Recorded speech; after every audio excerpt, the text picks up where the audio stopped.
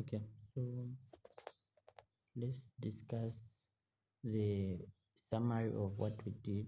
That's the brachial plexus. And about the brachial plexus, what we had mentioned is that it comes from the roots of C5, C6, C7, C8, and T1. And also it originates from the anterior and middle scaling muscles. That's where we are going to see the brachial plexus coming in from. And the brachial plexus simply the blood nerve supply to the upper limb. So when you look at the brachial plexus, we've got these parts, we've got the roots, we've got the trunks, we have the divisions, cords, and branches. So this one, simply to remember to drink cold beer. That's how you can remember that one. Okay. So for this one, um, these are the roots, like I said. Okay.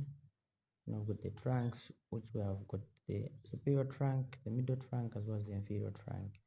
Superior trunk are the ones, it's the one that will be formed by the combination of C5 and C6. Then the middle trunk is formed by C7.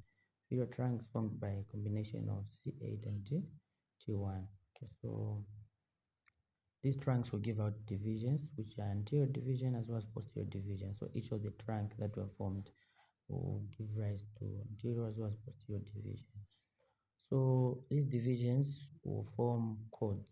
Okay, so we have the all the posterior division here going to form the cords. So this is what you can see here forming the posterior cord. This is in relation to the axillary artery, by the way. Then we have the lateral cord, which is formed by the anterior division of the superior trunk and the anterior division of the middle trunk. Then we have got the medial cord, which is formed by the anterior division of the inferior trunk. This is what you can see here. Follow it properly to actually give you a very much good clue. Okay, so we have the major branches, which I said it's musculocutaneous nerve, the radial nerve, the ulnar nerve. We have the okay, so this one is remembered by MAMU, musculocutaneous nerve, the axillary nerve, the radial nerve, as well as the ulnar nerve. So this is a musculocutaneous nerve which innervates the brachialis, the biceps brachii, as well as the coracobrachialis muscle. So of note is the musculocutaneous nerve, which give rise to the laterocutaneous nerve of the forearm. So the skin on the lateral side of the forearm is supplied by this musculocutaneous nerve. And the axillary nerve, which innervates the teres minor as well as the deltoid muscles.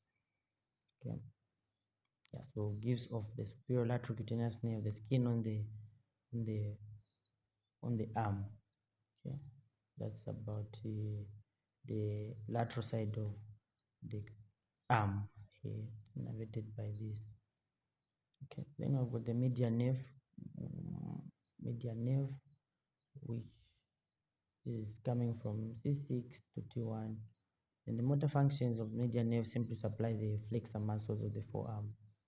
So flexor muscles of the forearm, they simply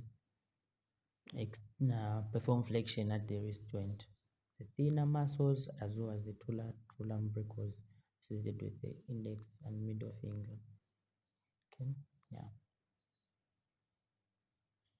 So for radial nerve, this one supplies the muscles of the posterior compartment of the arm as well as the forearm, but primarily not exclusively the extensors of the wrist and the fingers. Okay, yeah. So ulnar is the one that innervates the muscles of the hand. Apart from the thinner muscles are supplied by the medial nerve and lateral umbilicals as well. And flexor carpi ulnaris and the medial half of the flexor digitorum. These are supplied by the ulnar nerve. Okay, so flexor carpi ulnaris, medial half of the flexor digitorum, as well as the hypothenar muscles. Okay, muscles. Okay, so I want us to look at the clinical relevance where we have got the M-shaped formed by the musculocutaneous, the median, as well as the ulnar nerves. That's the information which you have to look for. Here, it's been highlighted here. There's musculocutaneous, the muscle which is piercing the coracobrachialis there. Then we've got the median, which comes straight to supply the anterior muscles of the forearm.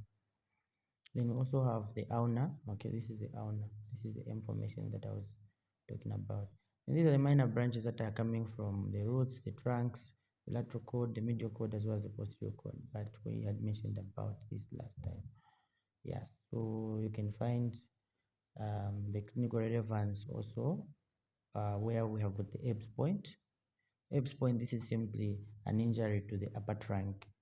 Typically, we talk about C5 and C6, which are affected.